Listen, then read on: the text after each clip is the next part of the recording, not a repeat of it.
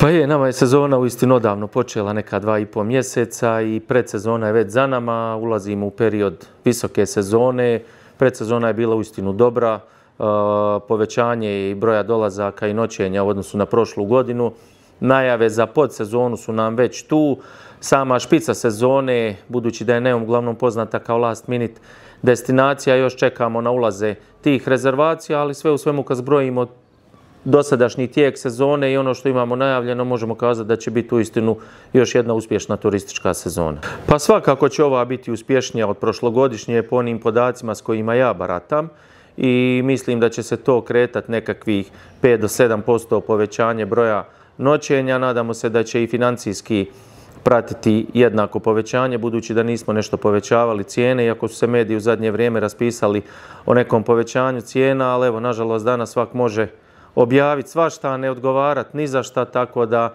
mislim da je najbolje da se gosti sami uvjere koliko je Neum pristupačna destinacija i koliko dobiju vrijednost za novac. Pa je, mi imamo uglavnom naše, ajmo reći, stare klijente sa tržišta Europske unije, sa dalekih istočnih tržišta.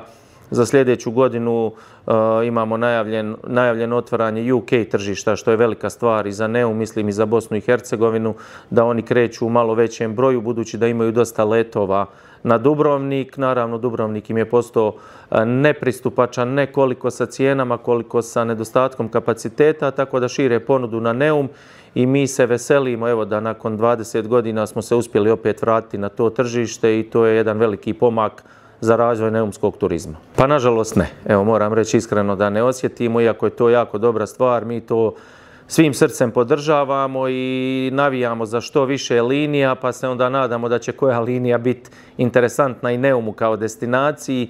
Još su to linije koje, mislim, nisu zaživile punim turističkim kapacitetima. Naši tur operatori uglavnom imaju čarter avione i mislim da se tu treba poraditi, ali svakako je dobro da je zračna luka u funkciji, da raste iz godine u godinu i da je sigurna zračna luka, jer veliki tur operatori, oni čekaju svakako da prođe par godina dok ta luka u potpunosti profunkcionira, jer oni, nažalost, ne žele odmah dovoditi neki veliki broj gostiju na destinacije i na luke koje su tek počele s radom. Tako da je odlična priča i mi je podržavamo i nadamo se da ćemo im jednog dana imati koristi od nje. Evo, pozitivna je stvar što se turistička zajednica napokon osnovala, imamo novog predsjednika, gospodin Nikola Prkačin, krenuo je raditi, imamo dobru suradnju, konstruktivnu suradnju.